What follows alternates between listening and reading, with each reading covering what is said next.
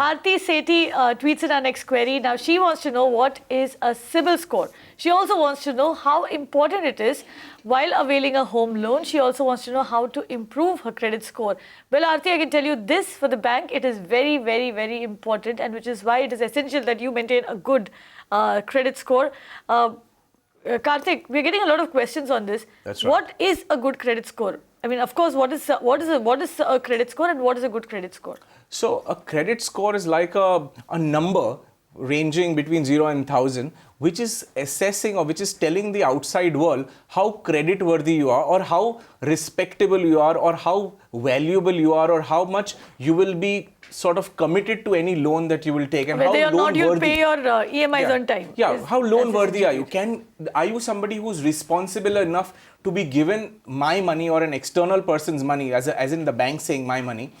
And will you pay back this money on time? That's the most important thing. So they want to check your character, your attitude, your discipline, your methodology, and all of that. So it becomes a very important number. Now, to be able to get a red carpet treatment in terms of getting a loan, whether it's a car loan or whether it's a home loan or a personal loan or whatever, or maybe even a credit card with a 5 lakh credit limit, a fantastic score to have is something in the excess of 850 or maybe towards 900. That is an absolutely brilliant score to have. However, credit worthiness improves once you cross 700, which means to say, in other words, if you're below 700, obviously, most institutions don't want to do business with you.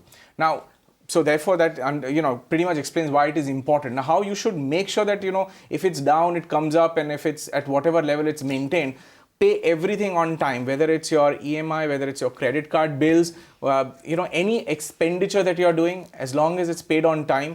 The loans that you take, if you keep taking a lot of loans, again, your score suffers adversely, because then it shows that you are trying to have a slightly loan-hungry behavior, which means you're taking a lot of loans, maybe you'll not be able to digest it. So essentially, fiscal discipline, paying everything on time, especially your financial transactions, if they are okay, it's great. Even if you have a score which is, say, 900 or 700, but you've not taken any loan, could also be a question mark, saying that the person has never taken a loan. So you use a credit card. It's a fantastic way. You get your points and all, and that way you build a brilliant credit history as well. So take a small credit card if you're like a little worried about, splurging too much. Maybe a 25,000, 50,000 limit, spend a little bit on that and pay on time.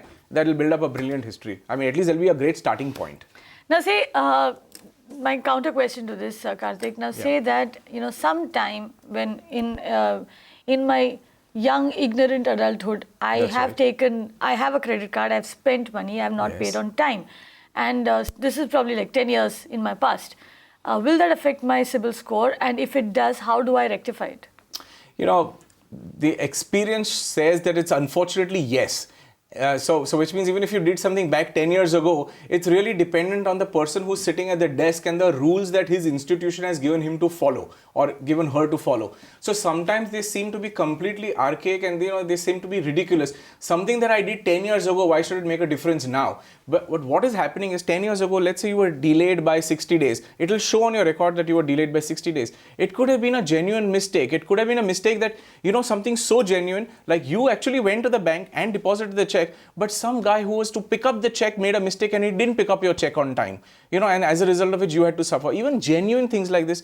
CIBIL, unfortunately, is like a one-way street. You can only be, harassed, but you cannot have any redressal, which is a really sad thing in today's day and age. There is just no redressal mechanism, and there is nobody who really wants to take ownership and says, okay, I'm here to help you if you have a problem with CIBIL. So that's really unfortunate, but then that's how it is, then that's how the state of affairs are. So what you're essentially saying is if you're stuck with a bad score, you're stuck with a bad score. You're not stuck with a bad score. The score will improve because over a period of time, as long as you maintain your financial discipline, the score will improve. But that black mark will not go away. And, unfortunately, nobody wants to ignore that. I mean, it's ridiculous. They might reject a 20 lakh loan for something that happened worth 200 rupees and that happened, 10 or 15 years ago. But who do you speak to? There is no person to speak to. It just seems like a robot, So that's the unfortunate, very unfortunate truth of the CIBIL score. So ensure that you pay your bills, all your bills, especially your credit card bills, on time. You can watch live TV on our website mpnow.in. To stay updated with all our programming, hit the subscribe button on our YouTube channel by logging on to youtube.com/magicbricksnow.